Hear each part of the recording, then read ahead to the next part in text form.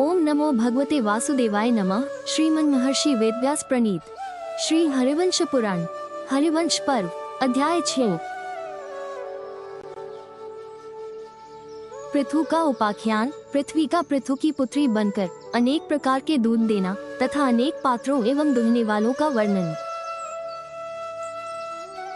पृथु ने कहा, वसुधे, जो पुरुष इस संसार में अपने या पराये किसी भी एक व्यक्ति के लिए बहुत से जीवों का वध करता है, उसे ही यहाँ पाप लगता है। भद्रे, जिस पापी व्यक्ति के मारे जाने से बहुत से प्राणियों को सुख मिलता हो, उसको मारने से न तो पाप लगता है और न उपपातक ही। जहाँ दुष्टता का व्यवहार करने वाले एक व्यक्ति का वध करने से बहुत से मनुष्यों का कल्याण होता हो, वहाँ उसका वध करना पुण्यप्रद ही है।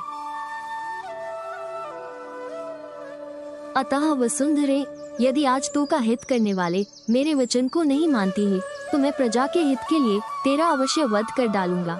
तू आज मेरे शासन से पराडमुख हो रही है, अतः आज तुझे बाण से मारकर अपने देह को ही फैलाकर मैं उस पर चिरकाल तक प्रजा को धारण करूंगा। अतएव धर्मधारियों में श्रेष्ठ देवी, तू मेरे शासन को मानकर सारी प्रजा को जीवित रख, क्योंकि तू प्रजा को धारण करने जीवित रखने में समर्थ है। साथ ही तू मेरी पुत्री बन जा, तब मैं तेरे वध के लिए उठाए हुए इस भयंकर दिखने वाले बाण को रोक लूंगा। पृथ्वी ने कहा, वीर, मैं निसंदेह ये सब कुछ करूंगी, परंतु ठीक उपाय से आरंभ करने पर ही सब कार्य सिद्ध होते हैं। अतः आप उस उपाय को देखिए या ढूंढ निकालिए जिससे आप इन प्रजाओं को पुष्ट करके धारण कर सके। इसकी युक्ति मैं बताती हूँ। आप मेरे लिए एक बछड़े की खोज कीजिए, जिससे मैं स्नेह से पेनों का दूध दूं। धर्मधारियों में श्रेष्ठ, आप मुझे सर्वत्र समचौरस कीजिए, जिससे कि मेरा झरता हुआ दूध सर्वत्र व्याप्त हो जाए। वैशंपायन जी ने कहा, जन्मेजय, तब वेनपुत्र पृथु ने धनुष के कोने से सैकड़ों और सहस्त्रों पर्वतों को उठाकर ईंटों की दीवार के समान खड़ा कर दिया। इससे पर्वत बड़े हो गए। इस प्रकार वेनपुत्र राजा पृथु ने पृथ्वी को समचौरस कर दिया। पिछले मनवंतरों में ये पृथ्वी ऊंची नीची थी। पहले चाशुष मनवन में इस पृथ्वी के प्रदेश स्वभावतः ऊंचे नीचे थे। पहले सर्ग में पृथ्वी के विषम होने के कारण नगर और ग्रामों का विभाग नहीं हुआ था।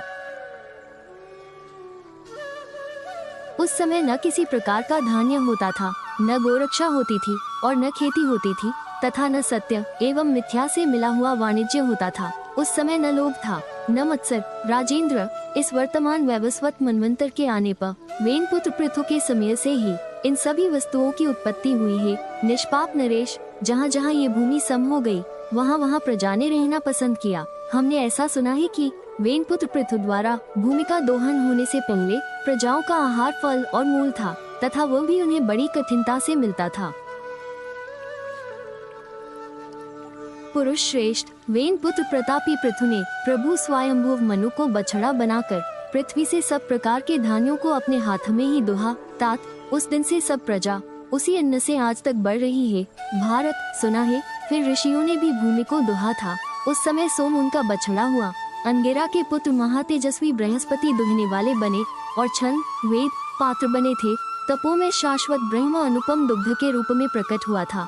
ये भी सुना जाता है कि फिर इंद्र आदि सब देवताओं ने भी सुवर्ण का पात्र लेकर इस पृथ्वी को दुहा था। उस समय इंद्र बछड़ा और भगवान सूर्य दुहने वाले बने तथा पुष्टिकारक अमृत रूपी क्षीर प्रकट हुआ, जिससे देवता सदा जीवित रहते हैं। सुना है कि फिर अतुल पराक्रमी पितरों ने भी पृथ्वी को दुहा था। उन्होंने चांदी का पात्र लेकर स्वधा रूपी दूध का दोहन किया था। प्रतापी विवस्वान पुत्र यम उनका बछड़ा बने और लोकों का अंत करने वाला काल अंतक उनका दुहने वाला बना था, नरोत्तम। फिर यह भी सुना जाता है कि नागों ने तक्षक को वत्स बनाकर अलाबुतुबी के पात्र को लेकर विश्वरूपी दूध दुहा था। भरत श्रेष्ठ भूपाल, उस समय दुहने वाला नाग ऐरावत था और सर्पों ने प्रतापी धृतराष्ट्र को दुहने वाला बनाया था, जिनमें स्पष्ट रूप से विष झलकता है।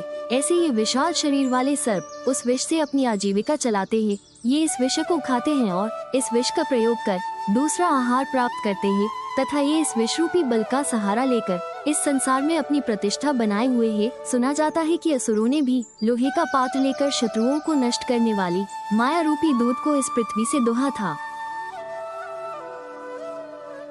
उस समय प्रहलाद का पुत्र विरोचन उनका बछड़ा बना था और दैत्यों का ऋत्विक 2 सिरों वाला महाबली मधु उनका दुहने वाला था। अमित बुद्धि वाले मायावी असुर आजकल भी उसी माया से काम लेते हैं। यह माया ही उनका अपार बल है। तात ये भी सुना जाता है कि इसके बाद उस प्राचीन काल में यक्षों ने भी पृथ्वी को दोहा था। महाराज, उन्होंने कच्चे पात्र में अंतर्धान गुप्त होने की अक्षय विद्या को दोहा था। उस समय यक्ष और राक्षसों ने विश्रवा के पुत्र कुबेर को बछड़ा तथा मनिव के पिता रजतनाभ को दोहने वाला बनाया था। उन यक्षों के छोटे भाई महातेजस्वी और महातपस्वी रजतनाभ के 3 सिर हैं। इस अंतर्धान विद्या से वे यक्ष जीविका चलाते हैं। इस प्रकार परमर्षि व्यासदेव ने कहा था। नरश्रेष्ठ, फिर राक्षसों और पिशाचों ने मुर्दे की खोपड़ी लेकर अपनी संतान को तृप्त करने के लिए इस वसुंधरा को दोहा था। कुरुवंशधर उस समय रजतनाभ उनका दुहने वाला था और सुमाली उनका बछड़ा था। कौरव्य उस समय उन्होंने रक्तरूपी दूध दोहा था। देवताओं की ही भांति यक्ष, राक्षस, पिशाच और भूतों की भी मंडलियां उस दूध से अपनी अपनी आजीविका चलाती है।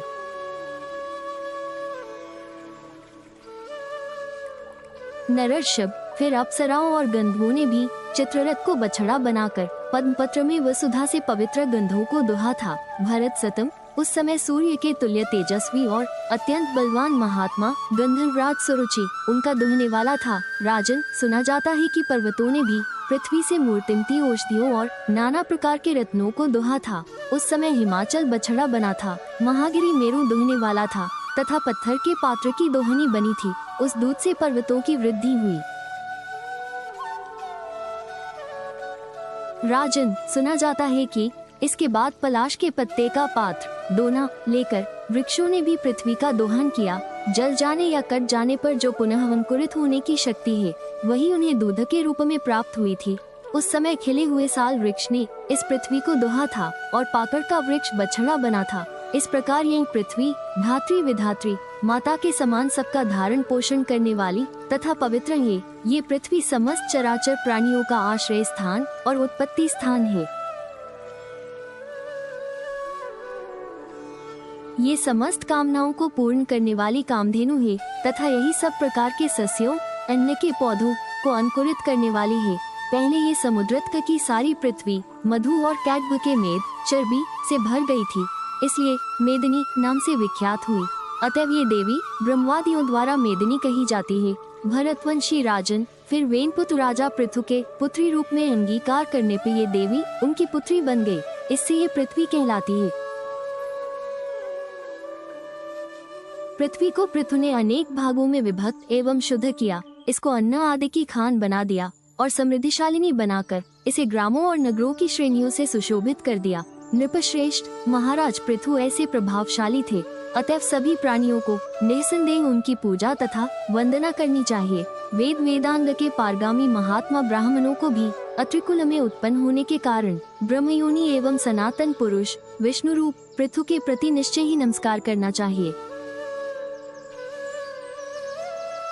पृथ्वी के स्वामित्व को चाहने वाले महाभाग्यवान राजाओं को भी आदि राजा वेनपुत्र प्रतापी पृथु को प्रणाम करना चाहिए। जो पराक्रमी राजा युद्ध में विजय चाहते हो उनको भी योद्धाओं में अग्रणी राजा पृथु को अवश्य प्रणाम करना चाहिए। जो योद्धा राजा पृथु का कीर्तन करके युद्ध में जाता है वह भयंकर संग्राम को कुशल पूर्वक तर जाता, उसमें विजय प्राप्त करता और यशस्वी होता है। वाणिज्य आदि से आजीविका चलाने वाले धनवान वैश्यों को भी चाहिए कि वे वृत्ति आजीविका प्रदान करने वाले महायशस्वी पृथु को अवश्य प्रणाम करें।